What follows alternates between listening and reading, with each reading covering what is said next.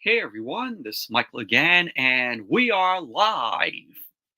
Yes, live on this Sunday night. Hope your Sundays, went well. I know mine did. I just went to work and did what I had to do, and it was a very quick day today. The weather was very cloudy here. We had some rain coming in, but like to know how you all are doing on this Sunday. I haven't done one of these live streams in a while. Normally I did, one with, Datilla when we do our, WWE, AEW predictions, which hopefully we will be doing that this week. If we have the time to do it. So I really do hope, we get to do it. So, but yeah, I just want to, take the time and just thank you all who are tuning in here. uh hey, collect the movie man, how you doing? And if you guys want to come up, here's the link, and have a hangout stream. That's what this is. But want to go over the box office news here.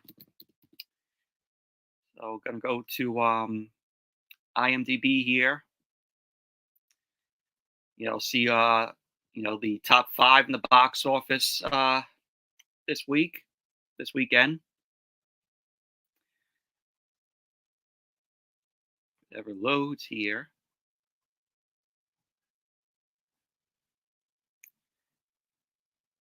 Okay, so we have the top box office weekend of this weekend. So I'm going to share the other link here.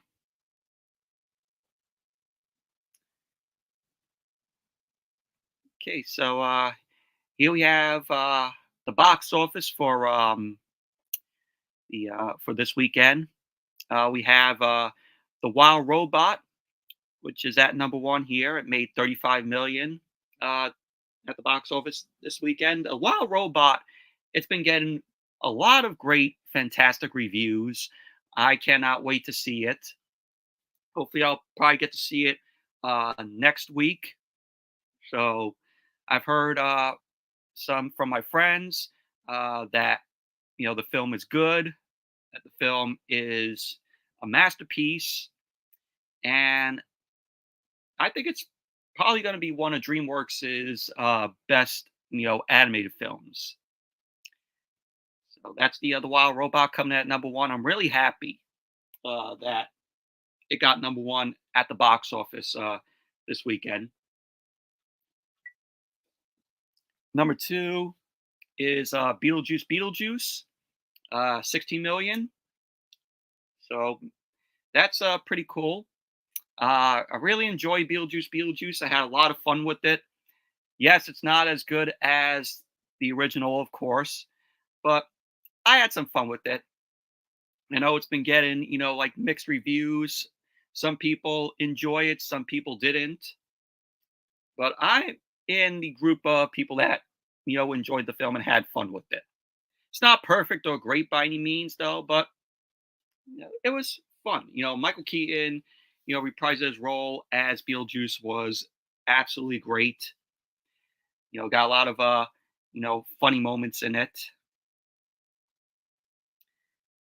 And then number three, you have Transformers One, which has made 9.3 million this weekend. Transformers One, I'm kind of want to check out the film. Uh, I when I first saw the first trailer for it, I'm like, man, this looks like ass. This looks like garbage to me. But Transformers One, like the second trailer, it was good. It's been getting good reviews. Some people say it's the best Transformers movie. You know, aside from Michael Bay films and Bumblebee. But I'm kind of want to see Transformers One. Because of the good reviews. My friends on here said that the film was great and that they enjoyed it. So, yeah, hopefully you'll check out Transformers 1 at some point. Then number 4, it's Devour Part 1, which I don't know what that is. Made 5.6 million at the box office. Let's see what this is here.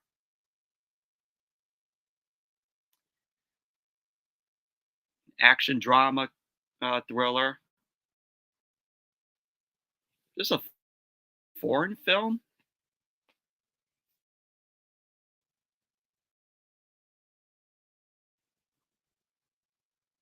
Let's see here. It's got to be a foreign film. Yeah, it's a Indian film. Yeah, so never heard of it. So go back down to the box office.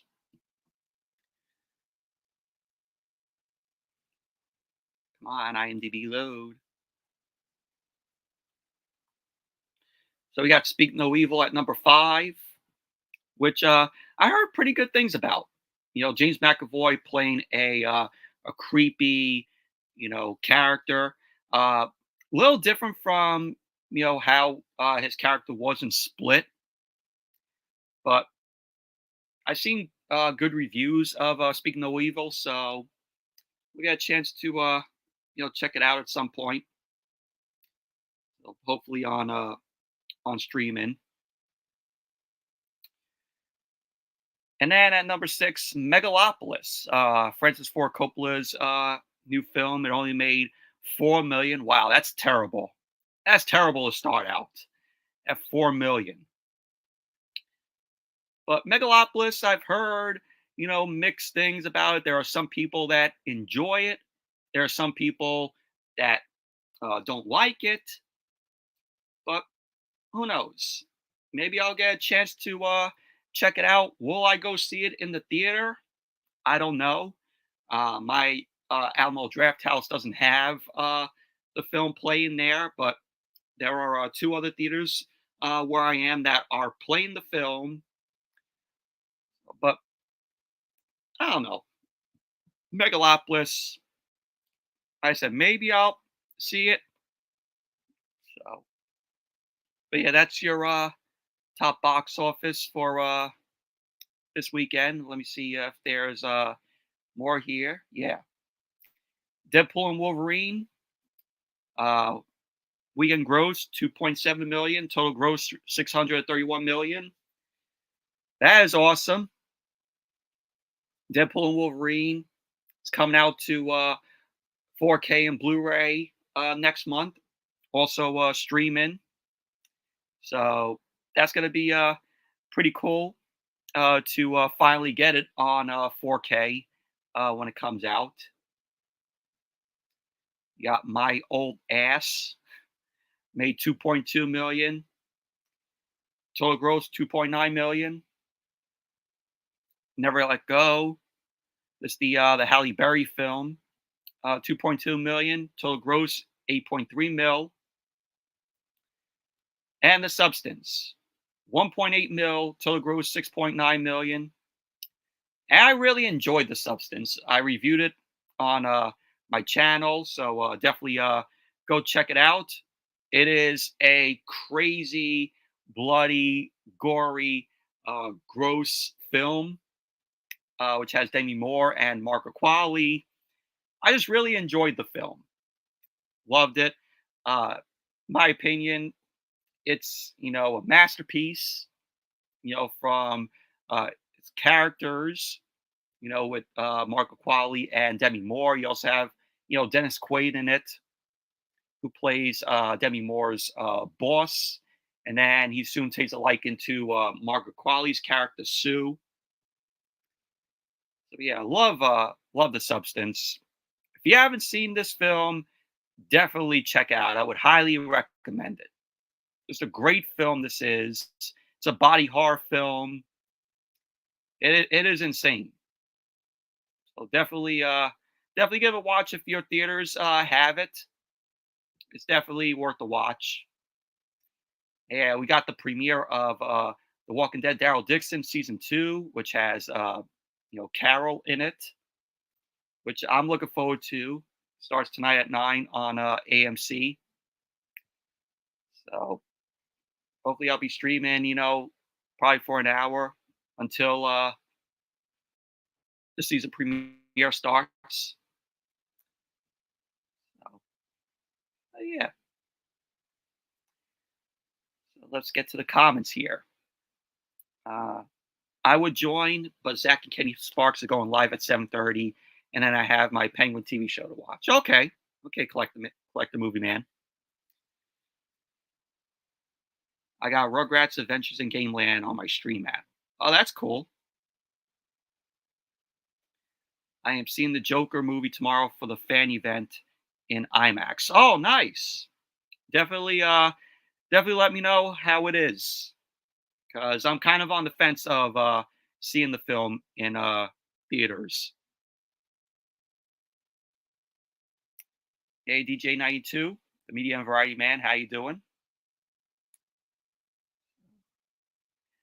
I'm not really a Transformers person. I like the first three films, and that's about it. I like the first three Transformers films as well. I do really like Age of Extinction. Last Night could go fuck itself. Bumblebee, love Bumblebee. Rise of the Beasts, I really enjoy as well. I love that it was set in the 90s. Thought that was very cool. And then Transformers 1, I heard, is awesome.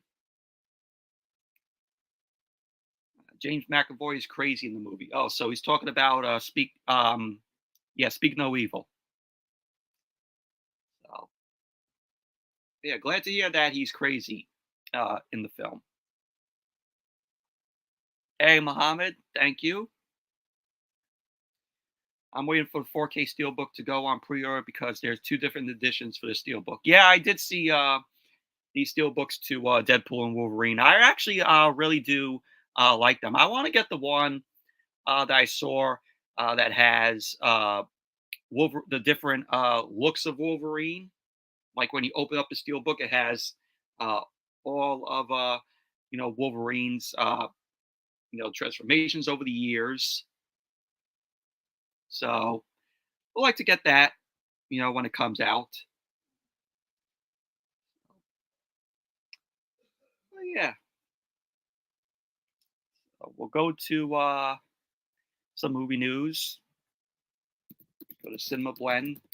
I always use Cinema Blend for movie news and such. So we'll see what's going on in the movie news.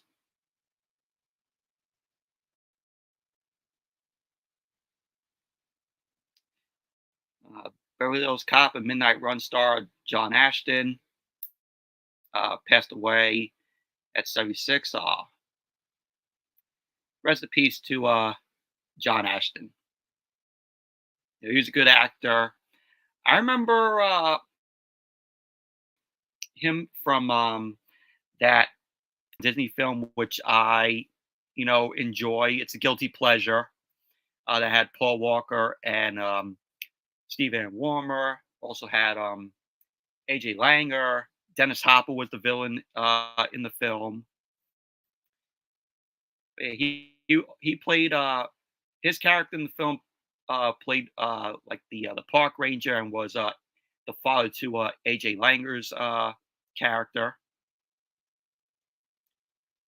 Uh, John Ashton's death was confirmed by his manager Alan Summers, who relayed the news to TMZ. For the news outlet, Ashton reportedly died this past Thursday. Oh, so he passed away on Thursday, but the news is just getting out right now. Uh, Summers also shared this statement. John leaves behind a legacy of love, dedication, and service. His memory will forever be treasured by his wife, children, grandchildren, as well as his brothers, sisters, his extended family, and all who loved him. John's impact on the world will be remembered and celebrated for generations to come. Yeah, rest in peace, John Ashton.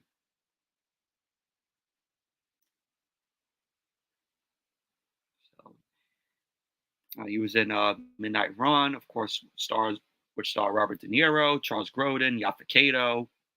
Charles Grodin, may he rest in peace. Also, Yaphet Yaphet Kotto, may he rest in peace.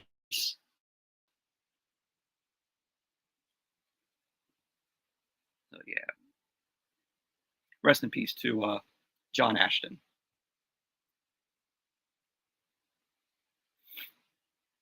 See what else is here.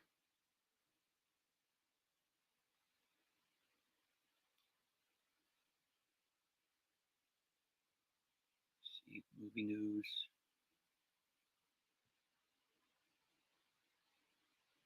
Latest movie and TV news. Cares about P Diddy.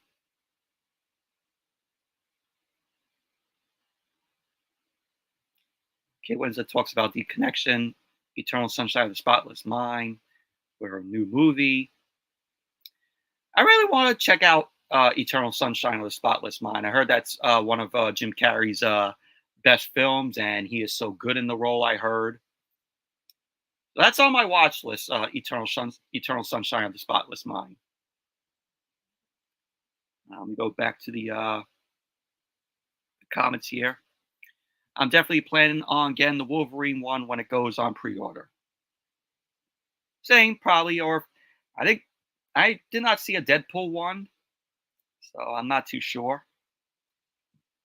Will a live stream hangouts going to focus just on movies or other things as well as such as pro wrestling? It's both. Could be both. How's your day been? It's been raining all day today here in Michigan. My day has been good. It's been raining today here as well in New York. It was more sad for me when I found out Maggie Smith died because I grew up watching the Harry Potter movies and she was in that. I started tearing up a little when I found out. Oh yeah, rest in peace to Maggie Smith. Never wasn't a big Harry Potter guy. I mean, I saw, Chamber of Secrets when it came out in theaters, and it just wasn't my cup of tea. It just wasn't.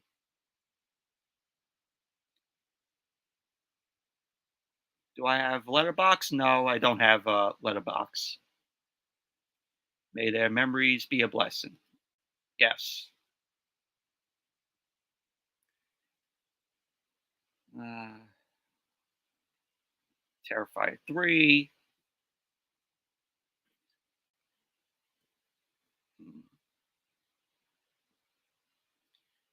Here's George Clooney and Brad Pitt in their film Wolves, which I did see the trailer to it. Looks okay. I think George Clooney and Brad Pitt, are gonna probably be decent together in the film.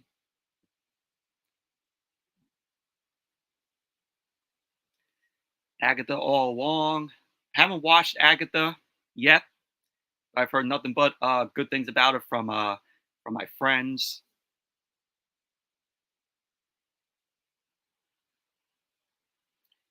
Gotham producers explain why the Metropolis spinoff never moved forward. And I agree this was a good call for the Superman prequel. Let's see this. Share this out. I started watching Harry Potter when I was in like ninth grade. It ended when I turned 26. Wow. I'm just upset that movie didn't go with theaters. The one with George. Yeah, Wolves. It's going to be on Apple TV.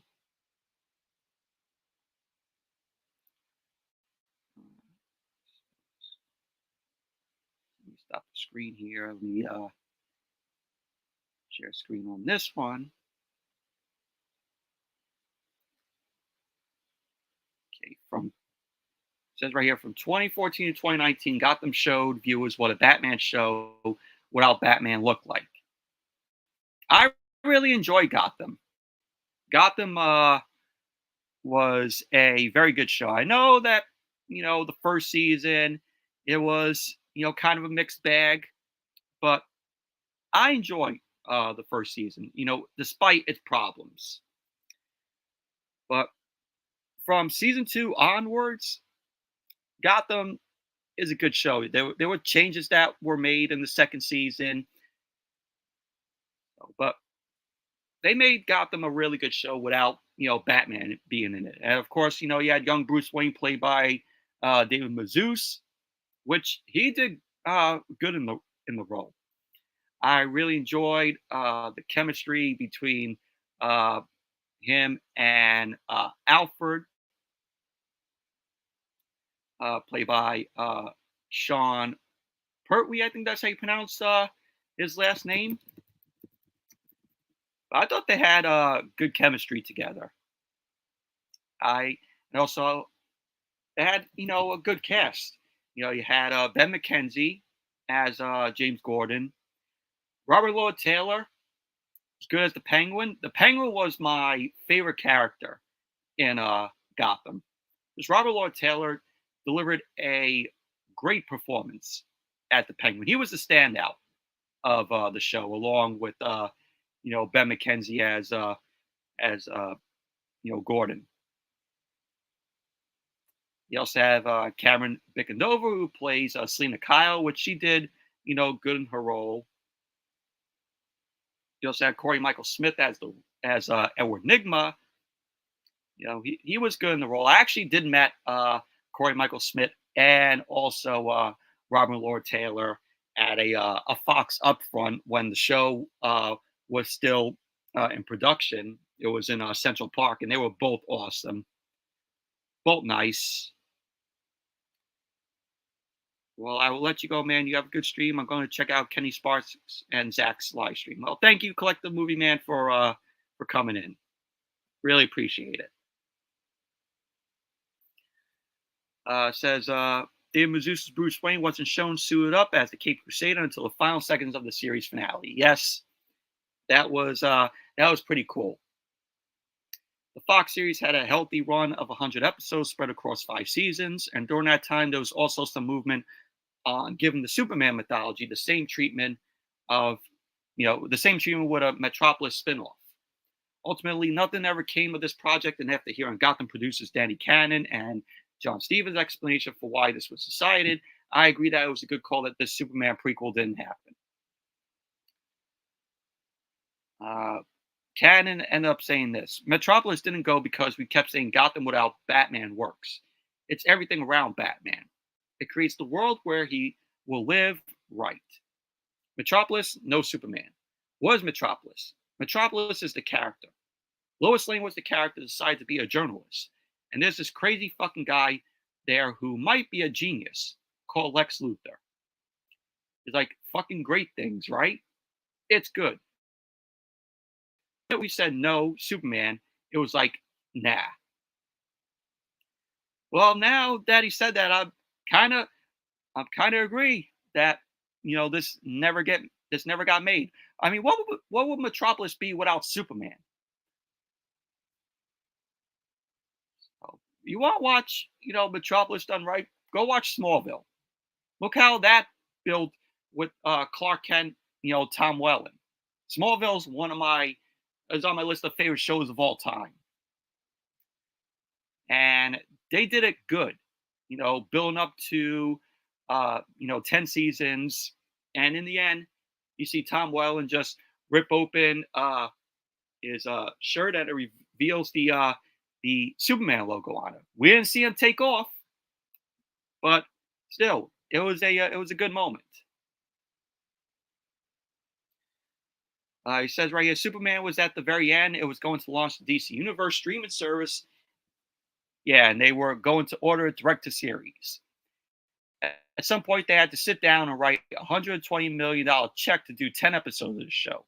And I think they got cold feet. It wasn't just a pilot, and someone else was picking up the pilot, because they weren't selling it off to Fox and having Fox pay for it. At that point, they were going to be on the hook for the entire price tag. Now, obviously, they have their own platform. They're used to it. But that platform did not exist. Now, I remember DC had a streaming service that had Titans on it and the Harley Quinn animated series, which I remember that app, but I never was subscribed to it.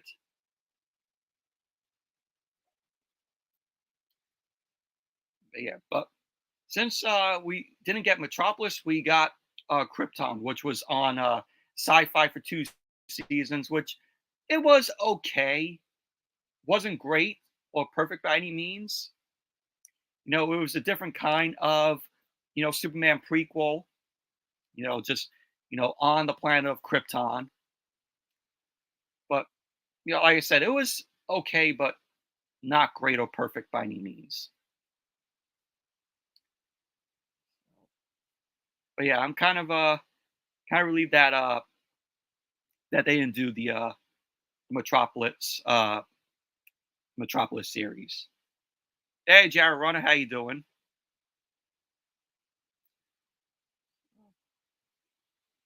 But if any of you want to come up, link is right there. Guys want to hang out, do like a little panel? Let's do it. Give me 1 second.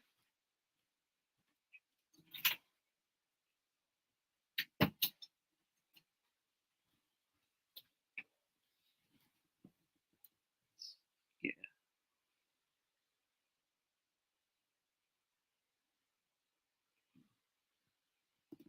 but here is the link again in the chat here.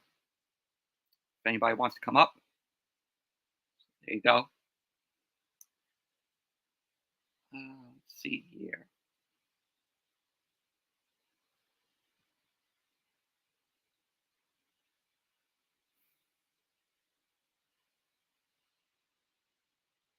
Superman's David Sweat gets real about hitting 238 pounds while working on the DCU film, and it does not sound fun. This is James Gunn's Superman that's going to be coming out next year.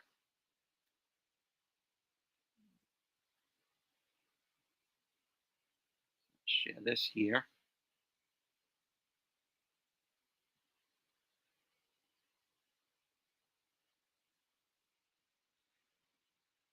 So David Cornsweet is set to lead the upcoming blockbuster Superman as Clark Kent.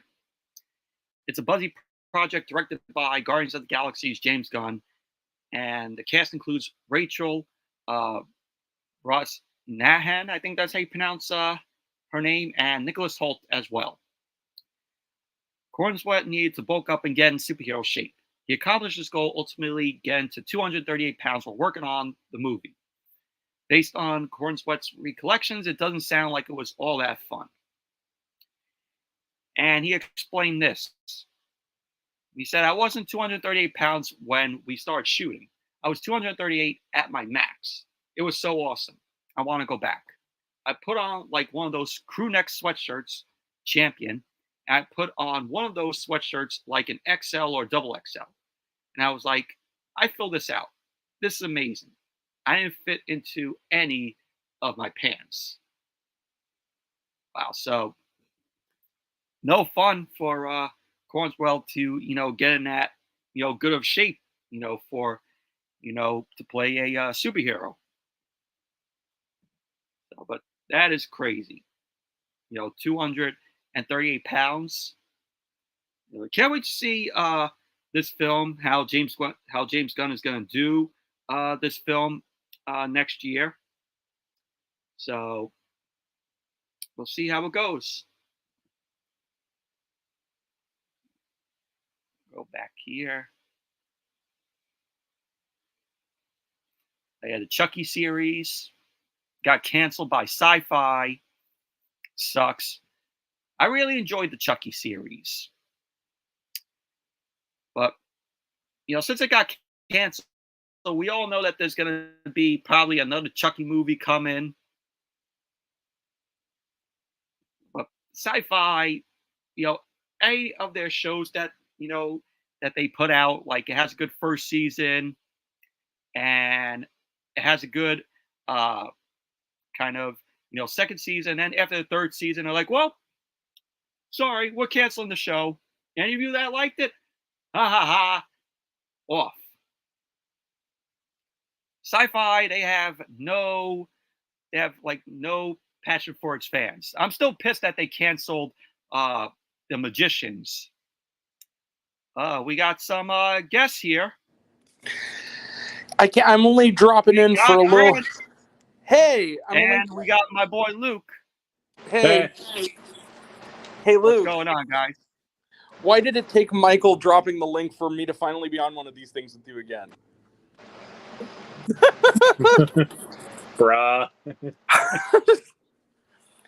But to be honest, you guys, I'm only going to be able to hang for a little bit. I'm actually at the movie theater right now. What movie are you seeing? I'm about to go see Devara Part 1. I was just talking about that on the box office. It came in at number 4th place. 4. Yeah. 4th place.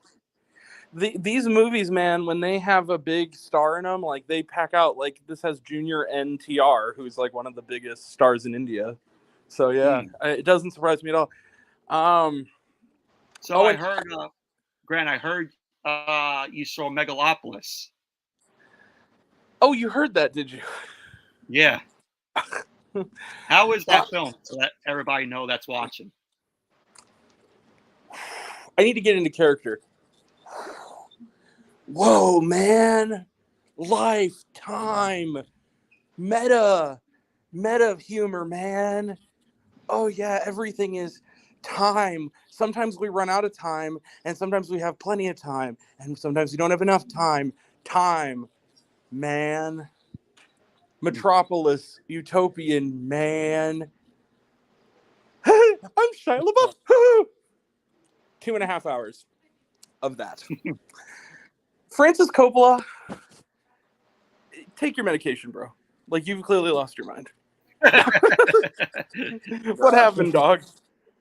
So, yeah, about the whole Chucky thing, that is complete and utter bullshit. That show's great, and it shouldn't have gotten renewed. There's my 2 cents. All right. Sci-fi creates great shows and then just leaves them to die because it doesn't know how to promote them. Yeah, exactly. Well, at least we're going to get another season of Resident Alien. Mind you, it's not going to be on Sci-Fi. It's going to be on USA, but still. That's even better. Speaking of, did you guys hear that apparently Jordan Peele is doing a USA like reboot of Scare Tactics? Yes. You know, I hear about that. I'm pumped. That's like finally, just in time for Halloween. It was on Sci-Fi back in the day. Yeah, how much do you want to bet that was originally developed for Sci-Fi and then they sent it over to USA? Like, no, Sci-Fi. We're passing on it. Give it to USA. So, fuck you. So, Megalopolis was a pretentious, overlong piece of garbage, which means that Luke Ponto is probably going to love it. Oh, there you go, Luke. Shots fired. Well, Grant, what's my favorite movie of the year? I know, and I'm very happy to hear this. I am so happy. Can I say this? With all the shade I've been throwing, Megalopolis, whatever, I love that the American public and at least here in this country had the good sense to go out and see The Wild Robot and leave that other terrible movie in the dirt. It made like no money this week. Wait, is The Wild Robot number 1 for this weekend at the box office? Yeah, Wild Robot is the first movie since in like September to usurp Beetlejuice as number 1. Which speaking of which, I already saw Beetlejuice twice. So I have also seen Beetlejuice twice. Hey Grant, remember this? Don't stamp that passport. Stamps it. Shit on a luck. Later, fucker. No, it's yeah. As Dostoevsky, I think it was Dostoevsky who once said, "See ya, fucker." No, he said, "Later, fucker." You're right. Megalopolis. But here's honestly one of my favorite parts of Beetlejuice. I remember. So it's when Monica Bellucci shows up as Dolores at the church. Mm-hmm. She shows up and it's like, Beetlejuice! And then Beetlejuice is like, what the? And it bleeps it out entirely, which I found hilarious. Monica Bellucci. Actually, about this. Can I say this? Monica Bellucci is pushing 60. She still looks great. I have to give her credit. Thank you all for coming to this very special occasion. But right now, we're a little privacy. Wait, Megalopolis this week only made $4 million. Yes. Wow. If you ask me, but I'm gonna say this though. That's 4 million too many. I'm gonna try to. I'm not gonna promise anything on this one, but hopefully on October 11th, I have a day off of work. I'm hoping, again, not promising anything. I'm hoping I get to go see Terrifier 3. Oh, okay. I thought you were going to say Saturday night. I want to see that one too, but me too. You know what's what I'm really looking forward to. Well, here's the thing. Terrifier 3, I'm either seeing it Thursday that week or I'm seeing it Thursday with Austin as part of a double feature with the second one. So yeah, I literally just rewatched the second one earlier this week, and it still rocks.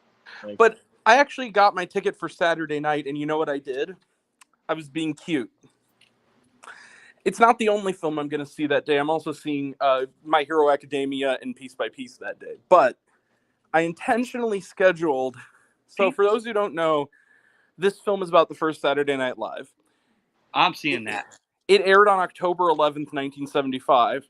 The movie's wide release date is October 11th, 2024. So what I'm going to do, I got a ticket for the 8:45 showing, which is the last showing of the night, so that as I'm walking out of the theater, it will time perfectly 49 years ago that SNL went on air for the first time. There you go. So I did it to be cute. It was like, I'm going to do that intentionally so that when I get out, it'll be only day from... Did watch the I still did kind of want to prep this for that watch party of Hundreds of Beavers for you, Grant, but I think I actually kind of want to do that one privately. Yeah. In all honesty, because I have a bunch of stuff coming up in October. In the house. Not just watch-alongs in general, but I'm also wanting to do some reviews in October. So yeah. For Are we doing Halloween this year? But are we gonna get to rotate and pick like we did last year? Because that was really fun. I mean, we can do a couple on yours. Yeah, that's what I was thinking. Because I already have 4 of them lined up that I'm gonna do with other people. I know exactly what we're gonna do on mine. First and foremost, we gotta do Lisa Frankenstein this year. I thought of some. Danny, dude, I'm already doing that one. Oh, Late Night with the Devil, then. Doing that one too. Damn it. I thought of some films that we should do for October.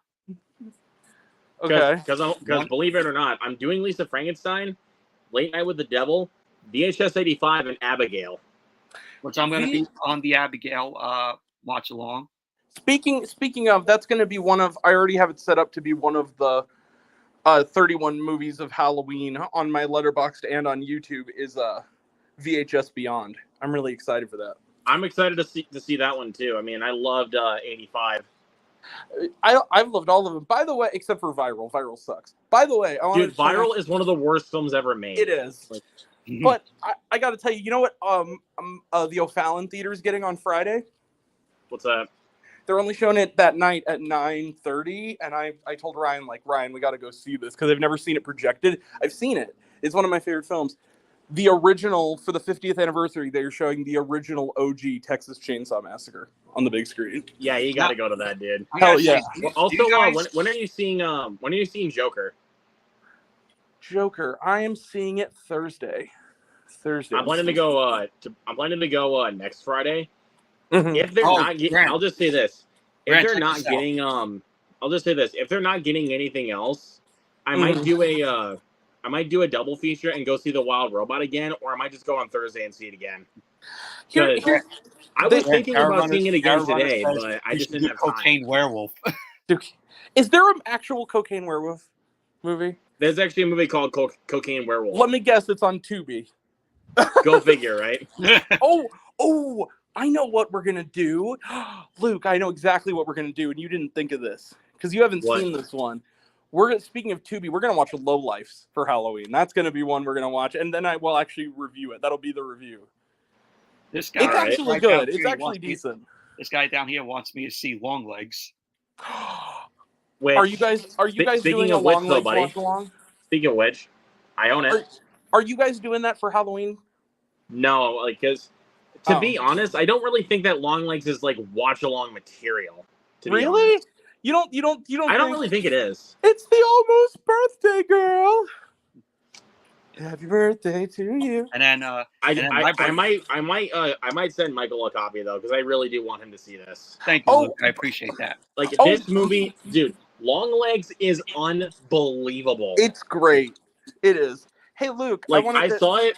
Grant, I'm gonna tell you this. Yep. I saw it with my mom. I took my mom to go see Longlegs. Does she like horror? She likes horror movies, but I told her like what I told her basically was this was a serial killer movie. That's the basis I gave her. It's a serial killer movie. It's trippy Silence of the Lambs. Hey, Luke, I know exactly what you're seeing this Halloween season.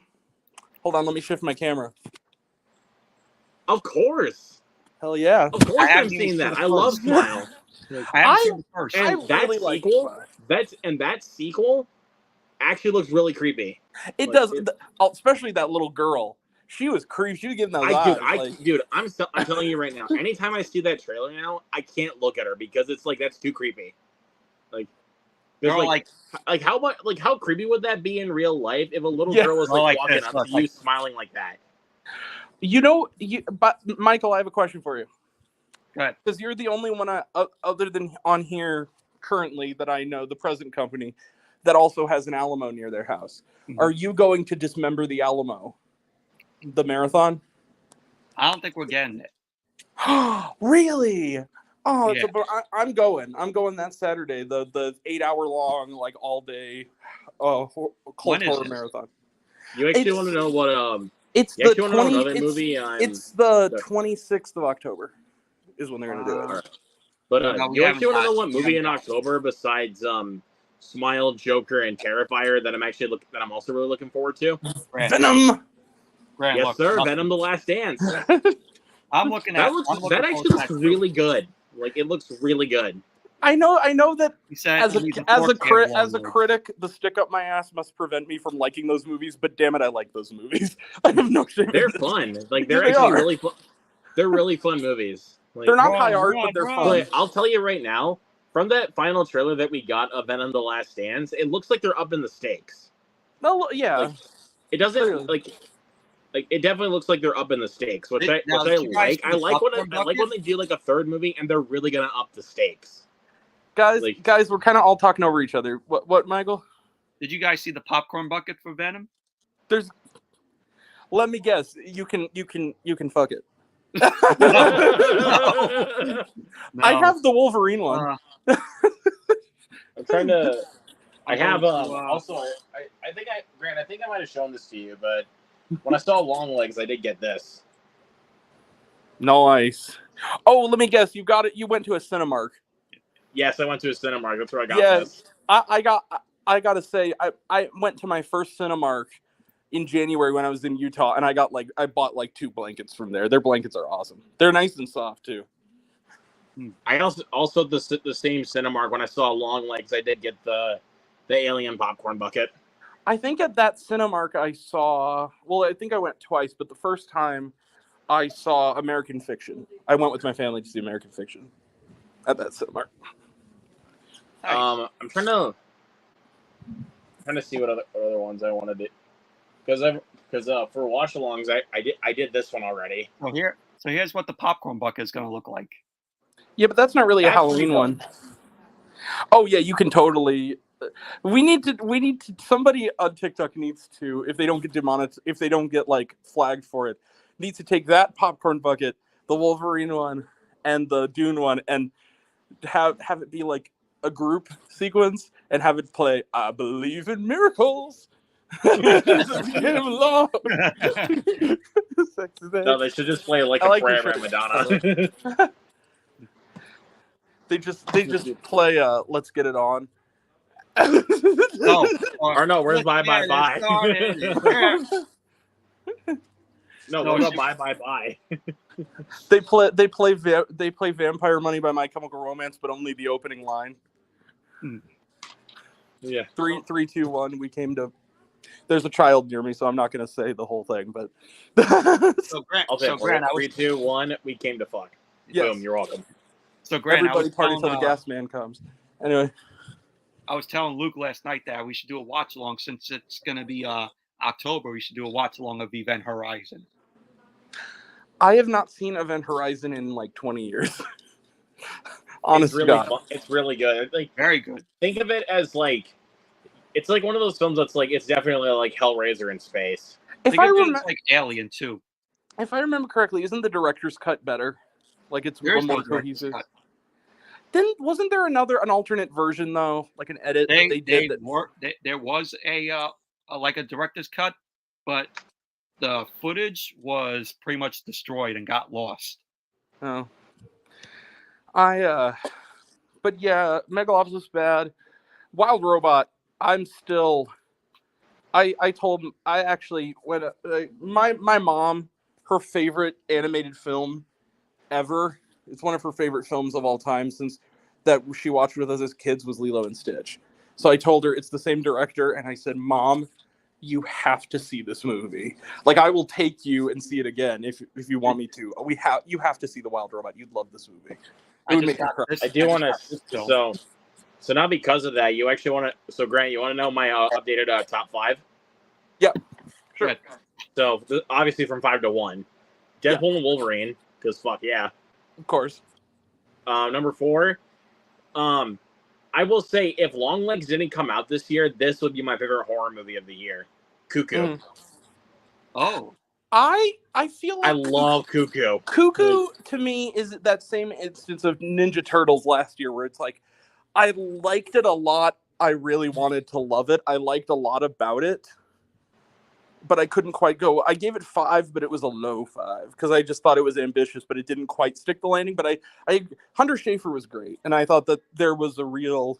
I enjoyed that movie a lot, but you want to know who the real show stealer was? Fucking Dan Stevens. Well, Dan Stevens always is. Dan Stevens is great in everything. He's Dan Stevens. It's freaking Dan Stevens, dude. He sold the show. Mm-hmm. Number 3 is Monkey Man. I was gonna say Abigail better be at least in your top 10. Abigail's number 6. Like, oh, okay. Oh, wow. Yeah, right now Abigail's number 6. Okay. Then you can probably guess my top 2 then. Longlegs is one of them. I saw the TV Glow is the other. I don't know where they're placed though. Longlegs is number 2. You missed the other one. Okay, so where's I saw the TV Glow? I thought that would have been in the top 5. It's around like 8 or 9 now. Oh, okay. It's not in my top 10. I just thought it would be in yours. It's in my top 30, but it's not in my top 10. I gotta say, how's that movie that you saw? It's called the 4:30 movie. Oh, it's I loved it. It's not going to be on my list, but it's definitely going to be a runner-up. I really liked it a lot. What is it about? Because I'm intrigued by it. Well, it's an autobiographical movie. It's like Kevin Smith, and it's set in the 80s, and it's about these kids who this nerdy guy gets the girl he likes to go to a movie with him. And so his friends take part in their usual activity, which is to go to their local small theater with like 3 screens and theater hop all day and try to like evade the manager who's played by Ken Jeong. That sounds like my kind of movie. And he wants to just make it through the day until they get to the 4:30 movie so he can take the girl. But all these shenanigans and all these quirky characters are trying to prevent him from getting the girl. That sounds like my kind of movie. Oh yeah, it's really great. It's like Ferris Bueller's Day Off if it was entirely in a movie theater. It's great. Oh, nice. Yeah. Oh, Luke, my buddy Swerve says good top 5. Yeah, I agree. Yeah, I know, but you're still missing the one that I literally just said is now my number 1. Oh yeah, The Wild Robot. Yep. Let me think. My top 5. I believe, if I'm just doing it off the top, is 5 is Perfect Days. 5 is Perfect Days. 4 is The Substance. Love The Substance. Yeah, great movie. I want to try to. I know you're 2 and 1. I know that for sure, but okay. I don't remember your number 3. My number 3, which is actually going to get a wide release in a couple weeks. It's not just going to be a Fathom thing anymore. Is Superman the Christopher? Oh, yep. Yeah, I remember now. Nice. Yeah, It's that one, and That's coming out the my 11th, number. right? It's I coming know out your number 2 and number 1. My number 2. Let me think. My number 2. Don't tell me. My number 2 is. It always changes. Number 2 is Dee Dee. Number 2 is Dee Dee. Love that movie. And my number 1 is Sing Sing. That's my top 5. Yeah. Yeah, I remember your number. And Michael. in case you're wondering, where's the Wild Robot? It's my number 6. Yeah, Michael. What do you like? If you had to rank them now, what would be your top 5? No. All right, let me go to film, American films here. So get my top 5. My number 5 would have to be The Substance. Number 4, Madam Web. No, I'm just kidding. Fuck that movie. It would Entertainment-wise, yeah. Fuck that movie. Yep. Number 4 would be Inside Out 2. Unless you're drunk, then it's fun. Yeah. Number 4, Inside Out 2. That is my number 11, I believe. 11 or 12. There you go. It was hanging in there for a while, but it kind of just barely. Number 3, Monkey Man. Hell yeah, baby! I think that's the one movie that's in all 3 of our lists. Somewhere, our larger list is Monkey Man, because it's in my top 30, altogether movies. Number 2 is The Beekeeper. Really? I love The Beekeeper. I don't blame you, dude. I love The Beekeeper. I liked it. I'm not saying it's bad. I'm just saying it's weird that it's your number 2. Hello. And number 1, Deadpool and Wolverine. Yeah. That's my number 1 favorite film of the year. I think that's right under Inside Out. I think that's either my 12 or my 13 is Deadpool. Inside Out 2, maybe tear up. And then I think that it's all 3 of them are Disney because it's a little bit by accident. I think the 3 together are accidentally all Disney movies because it's Inside Out 2, Deadpool and Wolverine, and Kinds of Kindness are the three most different Disney movies, Disney releases you could possibly imagine. The Substance, easily my number 5. I wish I could go out of this for a second without losing you. Yeah, and Margaret Qualley is just absolutely beautiful in that film. Yeah.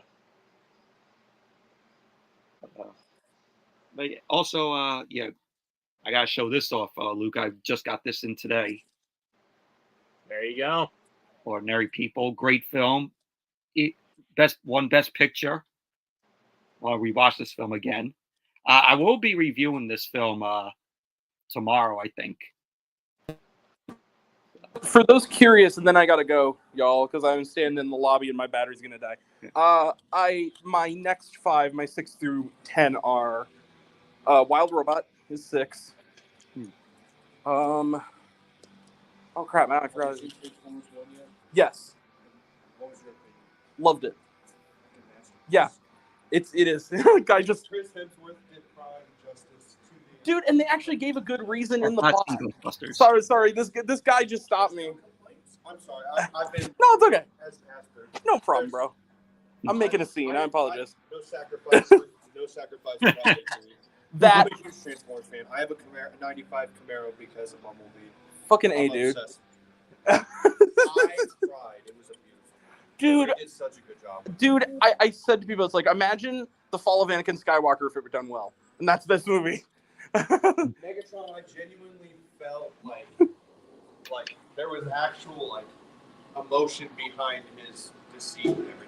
Oh, hell yeah. Change and everything. We're having a review from a fan. Yeah, we got a review from that. He just came up and he goes, "What's your opinion on Transformers 1?" I'm like, "Oh, I loved it." And he's like, "Yeah, me too." I still have yet to see it. So yeah, Wild Robot, number 7. Hold on, un momento. Yeah, we got a little review of Transformers 1 there. It's really good, dude. I definitely gotta check it out. See the Wild Robot first.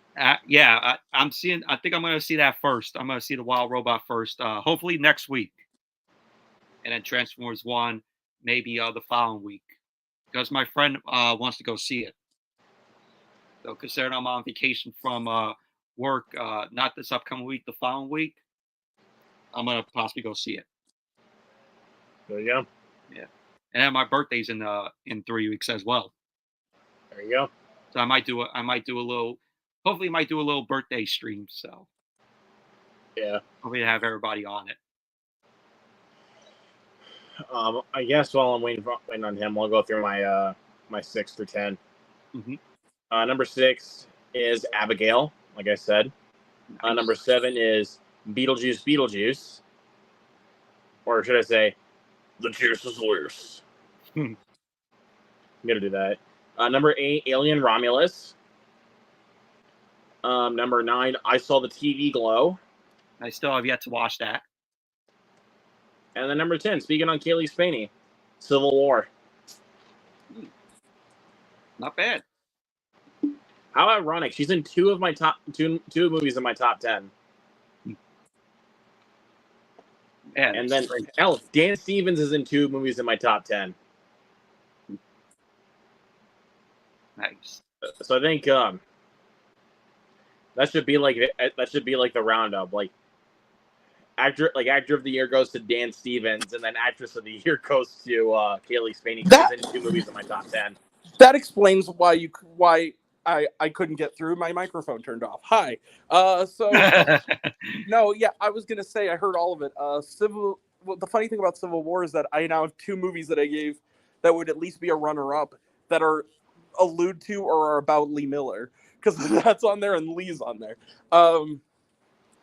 But no, the my 6 through 10 are 6. Before we get to that, my buddy Swerve says, "What was your worst movie?" Vindicating Trump. Vindicating Trump, easily. You ready for this one, Grant? Yep. Mine, I thought Imaginary would not be beat. But it's Imaginary's bad, but it's fun, and it's not like harmful. I didn't feel the same way as you. Okay. Same thing with this one. You thought this one was bad but fun. I got pissed off as soon as the end. I got like Afraid. Yep, it's Afraid. Afraid is my least favorite movie of the year now. Like try watching that ending of that movie without feeling that your brain cells are leaving you. It is the lamest movie of the year, but it's also kind of enjoyable because it's so lame. Think about this, Grant. Like, the robot asks the kid, "Do you want to learn about swatting?" He agrees with that. Dude, that was exactly what I said. Is that the lesson of that movie is, swatting is totally a good idea. It'll save you. I was like, but like the most like evil thing that the robot even does, because the robot is not menacing whatsoever. And also, can you agree with me on this for a second before I say what it is? Yeah. Can you agree with me that the cameras look like urinal cakes? Yeah, they do. Okay, but here's the thing I was gonna say quick. Yeah. The most evil thing that Aya does is make them sit through the Emoji Movie. Dude, okay, that is the one part where I'm like, are they taking the piss? Like, is this a joke? Like that she's showing the Emoji Movie to them? Is that supposed to be like a joke about how shitty the Emoji Movie is? I don't think it is. well, they're both released by Sony. That's true. You wanted a better if you wanted a better Sony Kids movie that's out there, we should have showed them Lyle Crocodile. Just saying. Or Harold and the Purple Crayon. I know I'm in a small boat. Screw that movie. Sorry. It sucks. All right. But Luke, I gotta go because my battery's gonna die. So my 6 through 10, you want to hear it? Okay, go ahead. Okay, 6 is Wild Robot. 7 is fuck nuts. I forgot it already. Is it My Old Ass? No, it is not. I thought it was that one. It's probably Madam Web. No. So that's why. Number 7 is Will and Harper. Will and Harper. Number 8, His 3 Daughters. A lot of Netflix movies on here. Number 9, Mild Ass. Number 10, North of Normal. So that's my top 10. There you go. Pretty good. Very obscure movies, a lot of them. But anyway, guys, I gotta bounce because I gotta charge this guy. Well, thank you for coming up, Grant. Yeah, Appreciate Thanks it. for coming. of course. Talk to you later, guys. Talk Talk to to you you later. later. Enjoy that movie. Yep. We live, we love, we lie. Peace out. There you But go. yeah, I want to say thank you for that. Like, if you send that long legs copy, thank you. I appreciate it. Whenever I have the time though, because like again, I also got to pay bills for the month too. So That's all right. That's all right. I appreciate it. come on. Hold on one sec. Ah! Hey, Swerve, you want to come up? Link is in the chat. My buddy Swerve. Nice guy. Come on. Are you trying Die. to? Die. Are you playing You the game? he keeps getting hit by the bumper, but it's not gonna do him any good. Come on. Take the hit. Come on. What game? There we go. Did I get him? Come on. Okay, good. He's done. What game you playing? Smash Bros. Oh, nice. I suck at Smash Brothers. I play with my friend. I'm like the first one to easily die. Right now, I usually play as Mario, but now I'm playing as Fox. That's good. But yeah, this film you gotta check out. The Ordinary People. It's a great film. I'll try to check it out at some point. Yeah. It's best. It won Best Picture. Yeah, I know it did. Yeah. You know that Criterion is doing a Criterion closet van or something like that? Are they really? Yeah. They ended up posting it. If I can find it here. Let me get the link for it.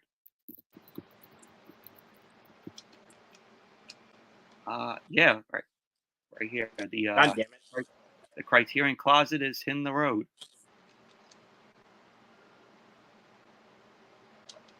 Here it is. It's a truck. It's a whole truck. The whole truck there.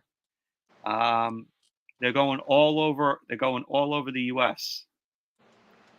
And fans will be able to have their own Criterion Closet experience or record their own closet pick videos as the Mobile closet makes its way around the country.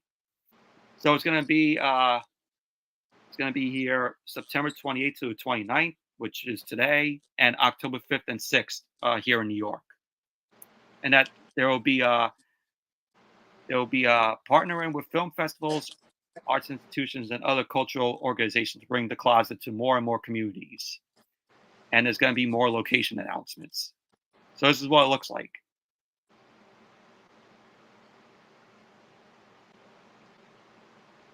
That's Pretty dope truck, though. I can't lie.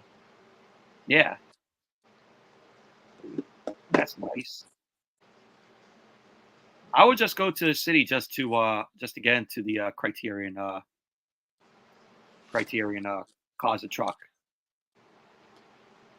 Granted, I probably have like some of the films I already bought on Criterion. I mean, they definitely would. Mm-hmm. Jared said I would recommend Eye of an Eye, the Blind Swordsman. All right. Haven't heard of that. Haven't heard of those films. But yeah, Jared, if you want to come up, link is in the chat. You're always welcome up. You're always welcome up here, Jared. Say if you Swerve, if you're watching, you're always welcome to come up. Sir. I like the Ghostbuster shirt there. Oh yeah. There you go. Nice. I mean, this is one of the shirts that I showed off last night. So. Mm-hmm. Yeah, check out my buddy Luke's Hangout stream that we did last night. He shows us some awesome good shirts that he got. Of course, I am also planning to buy a Abigail t-shirt. Really? Is it Abigail T-shirt? Go look it up. Like, go on Amazon. Mm.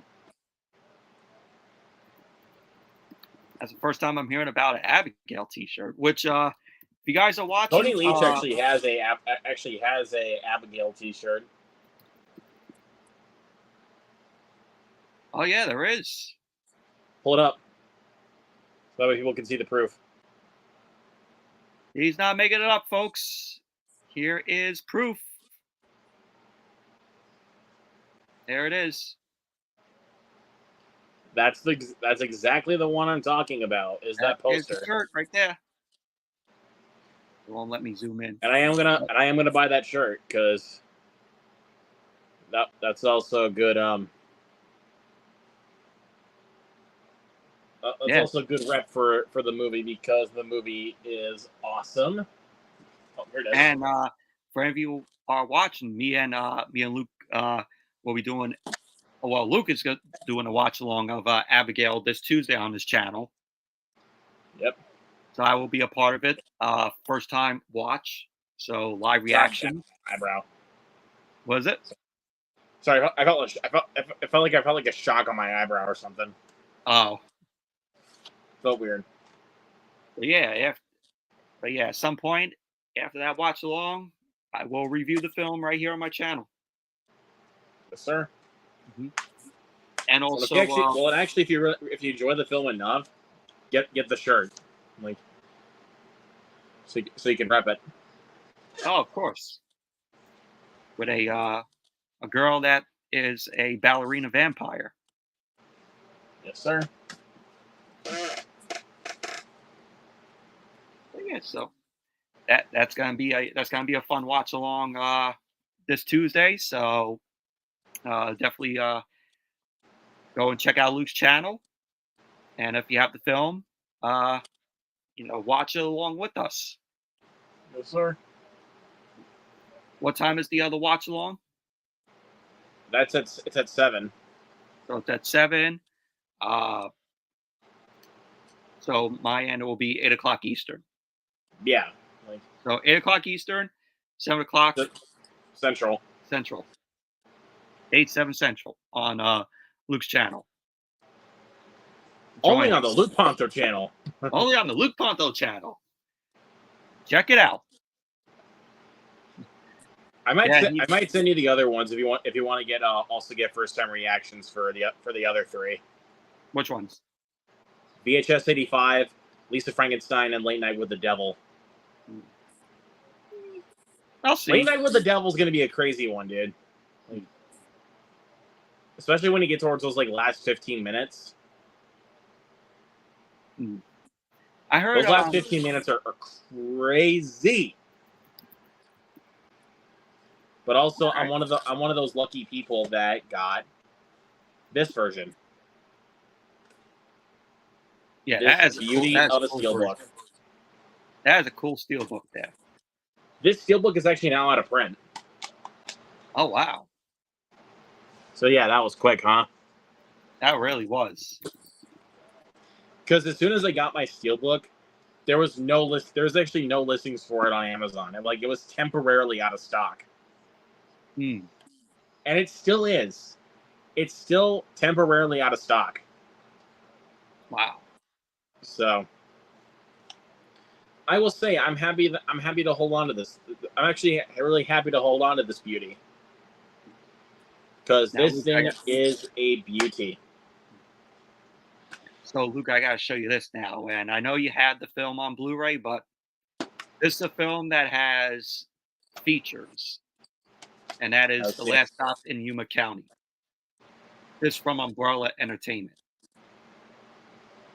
Okay, so I think that Blu-ray is probably region free. Yeah, it's coming out in December. Has a commentary with the director and executive producer. Commentary with the director and Jim Cummins and Jocelyn Donahue. Commentary with the director and cinematographer. So three commentaries. It has a Sell Your House documentary sizzle reel, interview with the director, behind the scenes still gallery, and trailer. Well, this one has audio commentary with the director, a couple of the actors and the executive producer and cinematographer. Has a making of and also the trailer. And this is the U.S. release of The Last Stop in Yuma County. Yeah, Luke told me good things about it, so we'll hopefully get around. Well, the film premiered at Fantastic Fest last year, and I didn't hear about it until May of this year. So that was when I actually first saw this movie. Actually, no, I think it was it June or July when I first watched this one. Anyway, it doesn't matter. Like people were talking this one up, and I was like, okay, I'll watch it. And it's really good. Tell them what it's about, so people. So basically, the whole gist of it, just to kind of give you this like a small description. So basically, you got people down at this diner, and the gas tank is empty, so they're waiting for the fuel truck. And so it's basically kind of just at this one location, and then bank robbers arrive. Look who's in here. Hey, Jared. Hello. Jared is here. Haven't talked to you for a while. Been busy. Oh yeah. Duh. How you been, Jared? Working. Yeah. Working. making the dough, making the money. Woodah. Woodah. Jared, good picture. Yeah, Jared, good top 5 that you put together. I'm slacking. Look at his top 5. Yeah, all are great movies. Boy Kills World, Doom Part 2, Perfect Days, Kale, and The Fall Guy. Yeah, definitely a good top 5. Do you have a top 10? No, like a 6 through 10, Jared? Number 6 is Ungentlemanly Ministry of The Ministry of Ungentlemanly Warfare. The new film from Guy Ritchie. And number 7.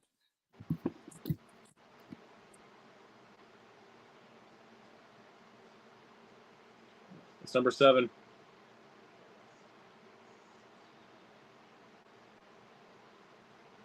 Oh no! Oh no! We lost him. Number 7 is Monkey Man. Oh, look at that! All 4 of us that have been in here have all got it on our lists. Number 8 is Abigail. Yeah, baby. Number 9, In the Land of Saints and Sinners. Yep, in the Land of Saints and Sinners.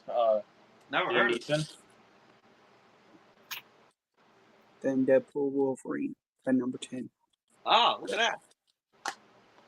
All got Deadpool and Wolverine. Nice. Good top 10. I only just have a top 5 though. Well, now, Jared, I just got another one that you can add to your list whenever you watch it. It's on my Vudu. It's called Snack Shack. Never heard of it. That's one you should add to your list too. Snack Shack is a really good coming of age comedy. So basically, it's about a couple of kids who are like a couple of like young hustlers. They win this auction for like about $30,000 and open up the snack shack in the pool, like where this pool is at. Like they open up the local snack shack. So basically, they run the business. Yeah, what it's about a couple of teenage kids running a snack shack. People have kind of called it like this generation's Dazed and Confused. Oh, so it's like one of those. It's like minus the minus the drugs. There still might be there is some drug use involved. You know, smoking cigarettes, drinking beer. That's kind of what it is. Not bad. It's really good. Yeah, I looked it up here and seems interesting. I like the poster to it. It's a really small movie, dude. No, like not a lot of people are talking about it. Because here there's actors that never even heard of. Not even Gabriel LaBelle. Gabriel LaBelle. Oh yeah. Dude, he's been on the rise, dude. After the Fablemans. He was in the Fablemans. Yeah. Yeah, after the Fablemans, he's been on the rise. He's also he's playing Lorne Michaels in that Saturday Night Live movie. He does look a little like Lorne Michaels. That's what I'm saying. He is playing Lorne Michaels, and I think he's a good casting choice for it. Yeah. Because in the Fablemans, he technically played as Steven Spielberg. Like, if you really do think about it, he technically played as Steven Spielberg. Even though it's a semi-autobiographical movie, so it's not technically Steven Spielberg. Yeah, but it was a good movie. Speaking of which, all the Fablemans. Here it is. In glorious 4K. I have the 4K as well. This is a wonderful film. And it's a film that if you want to do filmmaking or take up filmmaking, it is a film to check out. Like this is a must see. Like for film lovers, this is an absolute must see. Is the Fablemans. Wonderfully directed by Spielberg. Also nominated for a bunch of Oscars too at back when it came out. Yeah. Hell, even on the back of the box it says from Rolling Stone, the movie we've been waiting 45 years for Steven Spielberg to make. Yeah, because there was talks of because he wanted to do that film for a while. But he finally got to do it just a couple of years ago.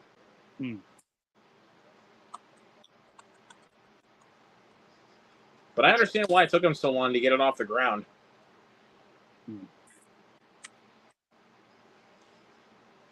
Yeah, I'd say it was done really well. I remember seeing it in the theater, and there was like little people in there. I was like, wow, this film's not gonna, be, big, It's big now, but yeah, it was big back when it came out, but not a lot of people are talking about it anymore. Yeah, which I think is a crime. Oh, here we go. How about this one? The best animated feature winner from last year, The Boy and the Heron. That's up Jared's alley there. I already got the steelbook. I've already seen it. And hot take. I mean, I know Jared agrees with me. This, I think, deserved best animated feature over Spider-Verse. Come at me. I don't care. This movie is great. You already see my face like that, like.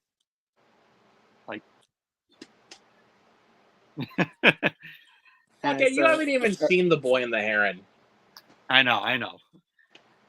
Don't make that face until you've seen it, okay? Don't do that. It's the same thing I've said about The Crow, okay? As my favorite Across the Spider-Verse from last year, that Boy the Heron definitely won. Definitely win that one. It deserved it more, in my opinion. It deserved it. Because, I mean, I love Hayao Miyazaki, and this was his second one. This was his second film that won Best Animated Feature at the Oscars. The other one was Spirited Away, and it took him about 7 years in the making to make this one, right? Yes. Yeah, it took him 7 years to make this. Oh wow! With no time restraint. Yeah, and the effort shows, dude.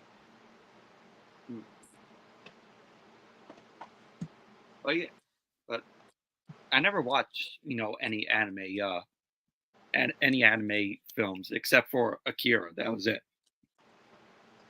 Well, then you're probably gonna love Sonic 3 because Shadow literally does an Akira slide with a motorcycle. Which one?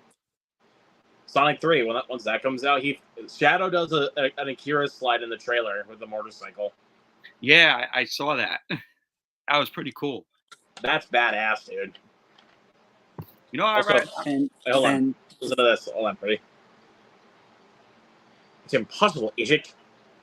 Couldn't it? Are you? In the shaggy flesh. What actor is also playing? What actor is playing as Gerald Robotnik? Jim Carrey. That is Jim Carrey. So he's playing two roles. Good on him. You want to know something else that did the Akira slide too? What? Which one? Which one would it be? Guess what movie? Guess what movie also did the Akira slide, but in live action? I actually have no idea. I know. Nope. It's is it Chronicle? The movie Nope. Oh, Nope. Oh no, yeah. Nope. Yeah. Nope, I really enjoyed. Also, I want to ask you, Michael, how are you feeling about Keanu Reeves as Shadow? Could surprise. Could surprise us. I mean, from the trailer, he seems like an absolute menace. Like when Sonic's like, "What did you do?" He's like, "What I had to." I'm like, "Oh shit!" Like, dude, they really set the bar with the stakes on that one, dude. They really set the bar. Yeah, I think I just hope they don't. I just hope they don't dick tease us on that one. Like just from that trailer, it looks like the stakes are going really high. I hope so. I hope they keep it that way. Yeah, once we get the next trailer, let's just hope they don't dick tease us. I hope not. But because it's the same director as the last two, I think he's gonna stick to his word. Yeah. I don't have I have a feeling he's not gonna dick tease us. I know Wade's gonna return like he was in the first two. But it might just be for like a few minutes. Yeah, look what he did for the first trailer for the first Sonic movie. Like when Sonic was unveiled and it didn't look that great, and they took off the trailer and they started reworking on Sonic's look. The director responded to that criticism and made Sonic a whole lot better. So there is hope. I couldn't even imagine how Shadow would look if they still kept that same design. There is hope that or even they made 2 and 3, if that was possible, if they kept the design. Yeah. Also, I couldn't, if they kept the same designs, I couldn't even imagine how Knuckles would look. Can you imagine? I can't. But you've seen 2, right? Yeah, of course. I love Idris Elba as Knuckles. Yeah, he's. I love him so much, dude. I thought that Knuckles, stop! Robotnik stealing the emerald. What kind of fool do you take me for? I thought that was a good choice for Idris Elba to play Knuckles. But I also didn't expect, I actually also in Sonic 2, I didn't expect Robotnik to turn on Knuckles. I should have expected it, but at the same time, I didn't. I did not think he would turn on Knuckles like that. I kind of saw it coming.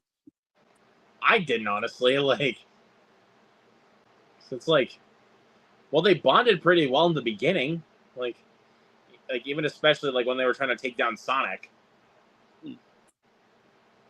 Or They Robotnik kind of bonded pretty well, but like he was just playing Knuckles.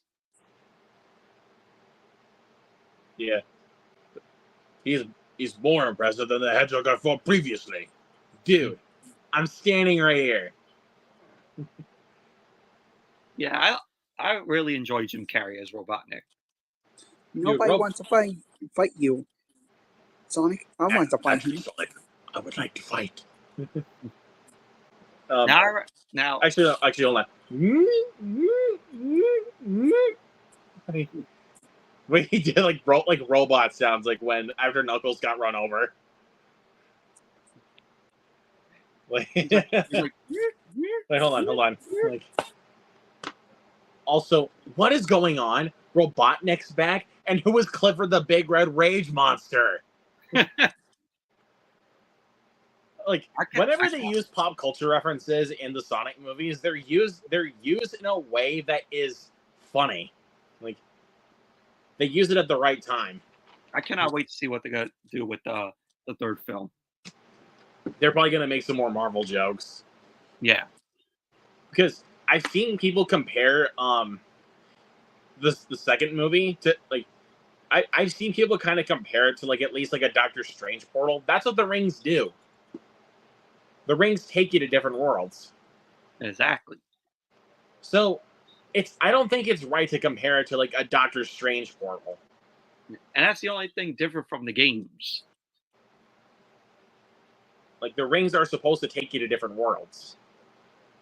Like I know the rings are like coins in Mario, like it's like how you would get coins in Mario games, but I like how they actually like use the rings with the Sonic movies. And like I kind of felt like I'm not trying to again I'm not comparing it to Doctor Strange whatsoever. I kind of felt like it was like a good joke at Doctor Strange. Like seriously, because I feel like a lot of the jokes are just basically making fun of Marvel movies, which I with how superhero movies are these days, it's like I'll welcome it.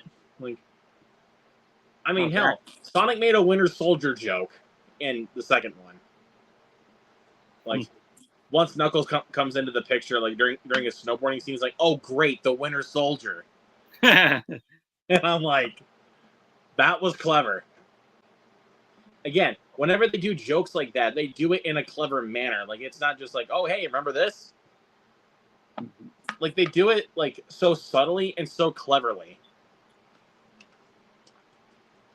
Like hell, when they're trying to take down like Robotnik's gadgets, like during like the truck chase scene, Sonic literally makes a joke like, "I feel just like Vin Diesel," and I'm like, "That's good timing. I like that. That's good timing." It really is.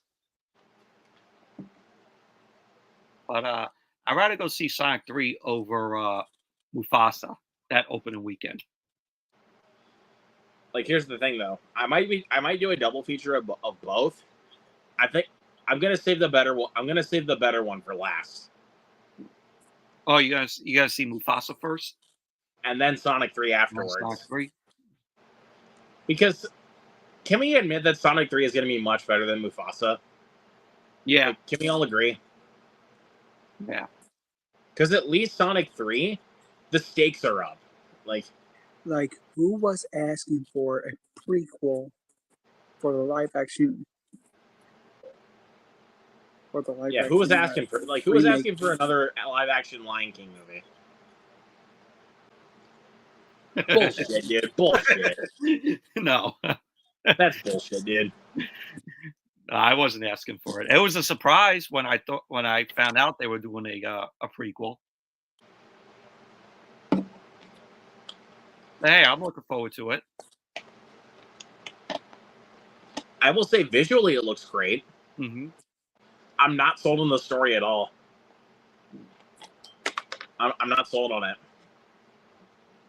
So, again, visually the film looks beautiful. Like, I will say that visual-wise, it looks beautiful. But You know why they're doing it? Disney wants more money. and plus, the live-action Lion King made $1 billion. Yeah. Not just that, because of the sequel, the anime. Forgot the name. Which one? Lion King 2. Simba's Pride. That's the reason why we're getting the prequel. That was direct to video sequel, Yeah, it was a direct-to-video sequel. which I enjoy. But I enjoy. we all can agree that the first one's better. Like, yeah, I mean, it's not as good as the original though, but still, it was enjoyable. yeah. But I can tell you, once we get to November, I'm probably gonna have the longest double feature of my life.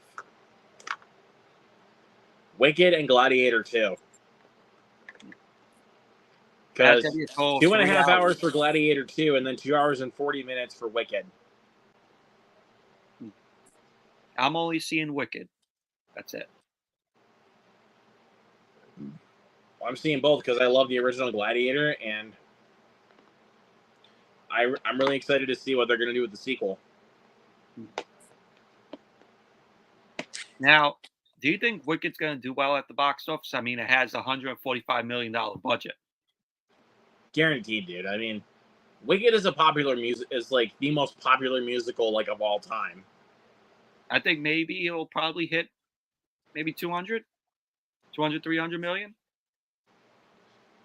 I don't know. We'll see. Because, like I said, Wicked is the most popular musical of all time. So, and I've seen it live on stage. So, Gladiator 2, I don't think it's going to do that well. I have a feeling it won't.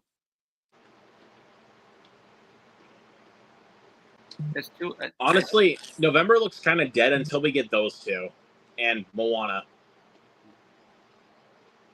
Like, in all honesty, I think November looks dead until we get those three, which is towards the end of the goddamn month.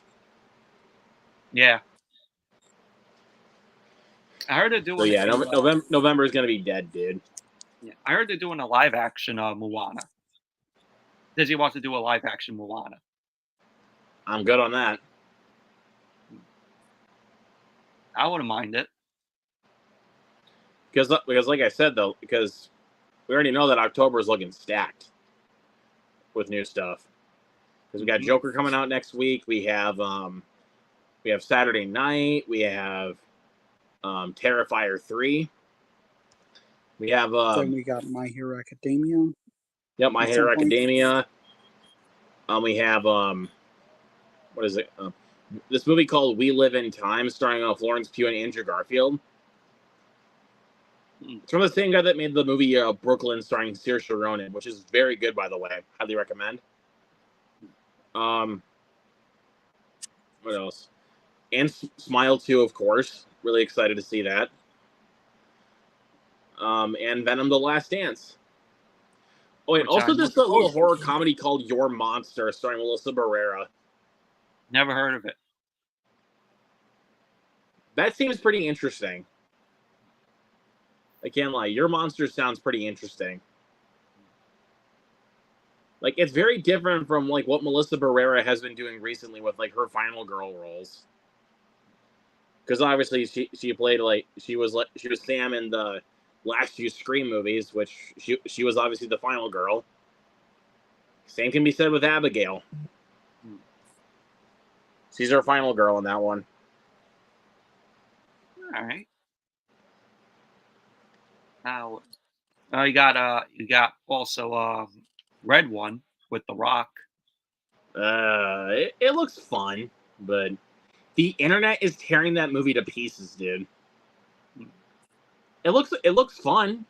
Like, I mean, but in all honesty though, from the trailers, I can probably tell that The Rock and Chris Evans have pretty piss poor chemistry. Probably. I mean, J.K. Simmons is Jack, though. I can say that. You also have Bonnie Hunt in it.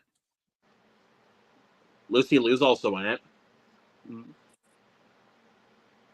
Yeah, it's from the same guy that did the two Jumanji movies that we got not too long ago, which were very fun movies, much to my surprise. I haven't seen any of them. Both of them star The Rock, and they're actually pretty fun movies. Like, here's the main 4 cast members: The Rock, Kevin Hart, Jack Black, Karen Gillan. Boom. I'll stick with the original Robin Williams films. The original Robin Williams film. The 2 new ones are actually a lot more fun than you think. Like, they're actually a lot of fun.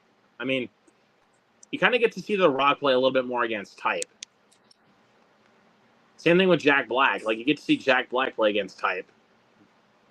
Now, are there references in those films? There references to the original? No. This is entirely new. But this time they have Jumanji as a video game, and Grant's like Jack Black is most Jack Black role ever. It's so like I love Jack Black so much in those two movies. He's so damn funny. We could say for Borderlands. If you want a good video game adaptation with him, watch the Super Mario Brothers movie with him as Bowser. Oh, of course. He is awesome as Bowser. I haven't seen the film, but to Luke and others said, "Oh, if you want to see Jack Black as annoyingness, watch Borderlands." He's annoying as hell as Claptrap. Oh yeah, Grant says they referenced Alan Parrish in one of the Jumanji films. But that's just one reference. In the first one, you said. Yeah, so it's in Welcome to the Jungle. So that's just one time. No, all right. And then I'll see what else is coming out. We got are you interested in Apartment 7A? That's like the Rosemary's Baby prequel. I'm gonna be watching that actually after a bit. I'm gonna be checking that out. But I also got to check out His Three Daughters and Wolves. Yeah, Wolves seems fun. Just sad that it didn't go to theaters because I would have saw that one in a heartbeat. Like only on Apple TV. And again, I'm gonna be watching it because I was looking forward to it. I mean, I love George Clooney and I love Brad Pitt together, so there's that. I thought it was going to theaters as well because they played the trailer for it in the theater. I got it in front of Bad Boys, and I was hoping that they would still get it in theaters. I want to know what happened. Because maybe the film is awful. That's why they sent it to Apple Plus, maybe, or Apple TV. I've heard good things. But I think it's because their last film I think it's because the last film that Sony did with Apple did not do very well at the box office, which was Napoleon. And that film is dog shit. I wonder why. They took out Wolves from theaters and only put it on Apple TV. But here's another thing. You think Joaquin Phoenix would be good in that film? He's actually terrible in it. Really? He doesn't show any emotion throughout the entire movie. He's just stone cold. That's it. Heard that's exactly how he acted in The Village. In The Village, he does it really well, though. Like, in The Village, it's actually more warranted. But this is Napoleon that we're talking about here. And also, I think it was also by the time that, I think Napoleon was, in his 20s. Joaquin Phoenix is over 50 years old, dude. Whoever made that casting decision. I mean, would you buy Joaquin Phoenix as Napoleon? I did not buy him as Napoleon Bonaparte for a second. I will say the only good scene in the film is the ice trap, like where it's like a scene like when they're going against like one of their enemies, and then they're firing cannons and they hit ground, which is basically ice. So it's like a whole trap, which was a great scene because it's shot really well, and it is absolutely brutal. Not bad. I mean, the film itself is shot pretty well, but narratively, it is honestly narrative structure wise, it's kind of a disaster. Oh wow.